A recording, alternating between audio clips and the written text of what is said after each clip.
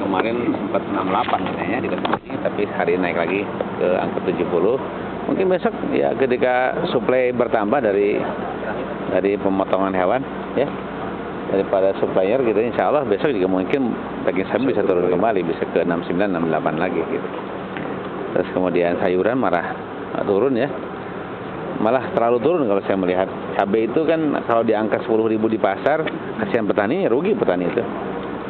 Cabai di angka 10 sampai 12.000 gitu, cabai paling baik ya, cabai keriting, cabai merah gitu. Kemudian bawang merah turun. Yang lain-lain stabil. Komoditas yang biasa tahun kemarin agak sedikit gelisah ya, gelisah atau gejolak? Gelisah lah. Kan kemarin tuh tepung terigu, kemudian minyak ya, gula ya, kemarin gelisah kan. Sekarang stabil banget gitu. Tepung terigu gak naik, kemudian minyak goreng tidak naik. Kalau mau naik hanya 100-200 rupiah gitu, bukan ribu hitungannya ya. Minyak goreng kategori wajar. Kategori sangat wajar banget gitu. Minyak goreng stabil, gula pasir juga stabil. Yang kemarin sedikit goncangan minyak goreng dan gula ya, sekarang justru sangat aman. Kemudian stok daging sapi itu mencukupi ya. Yang diperlukan untuk bulan puasa ini kan hanya 26.000 ekor se-Jawa Barat. Persediaannya ada 35.000 ekor. Cuyah lah ada gitu, cukup. Kemudian daging ayam malah bisa 2 kali lipat ya keperluannya. 200% kita tersedia di stok gitu. Meskipun demand naik kan, teorinya ketika demand naik, suplai ditambah, harga akan tetap kan gitu. Akan naik itu kalau demand naik, kemudian suplai kurang, suplai tetap, itu akan naik. Tapi ini kan suplai ditambah, demand naik betul, tapi harusnya tetap kan, tapi tetap naik. Kata teman-teman, termasuk kata para pedagang, ya bulan puasa Pak gitu, harus naik. Naik kemarin bulan puasa. Kemudian tanggapannya Pak, ini pasar Batu Nunggal kendalanya nggak ada angkutan umum yang masuk, tanggap? Ya tadi sudah bercerita dengan kepala pasarnya. Ya perlu memang ada pengenalan kepada masyarakat luas bahwa di sini ada pasar enak, bersih, ya, luas begitu. Ada promosi yang lebih jauh. Kemudian saya paham pasti sudah dilakukan. Tinggal akses ya. Akses ini kan perumahan, bukan tempat umum banget masyarakat kan. Oleh karenanya akses ke sini sehari-hari itu akses masyarakat perumahan yang boleh jadi mobil, motor sudah mereka miliki. Akibatnya akses masyarakat yang tidak memiliki kendaraan bermotor kan tidak terlayani ke sini. Gitu kan? Tidak terlayani ke sini karena mereka ya bukan penghuni tempat sini gitu. Itu aja masalahnya ya. Tapi ya mudah-mudahan semua penghuni di sini semuanya ke sini, ke pasarnya. Juga ke sini, ya. Mudah-mudahan bisa 100%, Pak. Ketika 30% keluar nih berkurang pasar di sini. Ya, terus aman persediaan, nggak ada masalah apa-apa.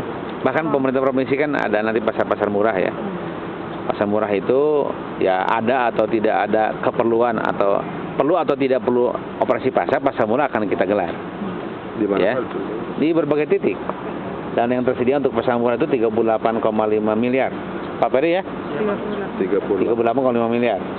Kalau nggak habis Pak, di perubahan anggaran kasih pasar tradisional perbaikan nanti.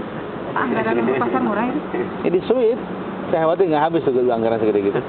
Anggaran apa? Pasar murah? Anggaran pasar murah. 38,5 miliar.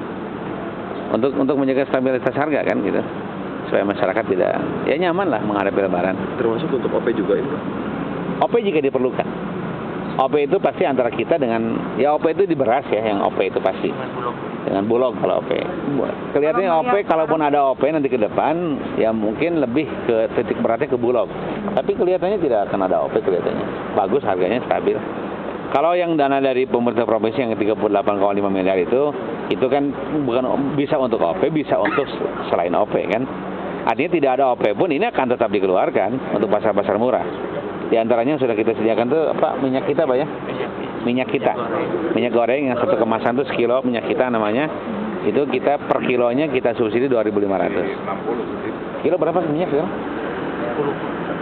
10.000 sampai 11. Ya kalau 10.000 disubsidi 2.500 oleh pemerintah provinsi 7.500 laku lah. Masih diserbu kan oleh masyarakat kita. kita kan membuat titik-titik pasar murah di berbagai tempat di Jawa Barat ini. Mungkin puluhan sampai ratusan titik. Prediksinya berapa? Prediksi apa? Pasar murah itu kalau Ada berapa puluhan titik? gitu ya. Berapa titik? Sudah kita bahas. Ya nanti gini, kita akan memberikan jatah secara proporsional ke kabupaten kota. Nah, nanti mereka yang menentukan di titik mana. Tapi penjatahannya dari kita, dari provinsi. Tergantung keadaan di kawasan yang bersangkutan. Tahun kemarin paling banyak di Kabupaten Bogor ya. Iya, karena RTS masyarakat sekarang. Ya. Termasuk di Gedung Sate, Pak, kayak kemarin. Apa tuh? Yang pasar murah itu saya tahun lalu. Emang ada tahun lalu, Pak perasaan? Ada. Ada ya? Ada Pak. Hanya Oh ya nggak apa-apa, diadakan ada nggak Biasanya apa-apa. ini filosofinya untuk menjelang Lebaran atau memang tiap tahun ketika paceklik atau gimana gitu? Enggak, ya artinya ini adalah presiden pemerintah untuk menjaga ketahanan pangan. Itu filosofinya. Tapi ya mengapa kok tiba-tiba pembicaraannya fokusnya Lebaran ya di sini seringkali ada kenaikan kan gitu.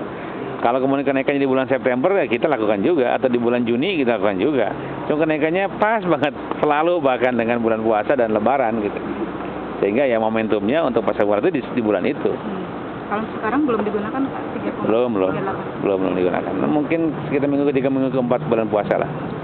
Pak, tadi di Sumi katanya sempat nemuin kue dari Thailand itu. Ya kue Thailand.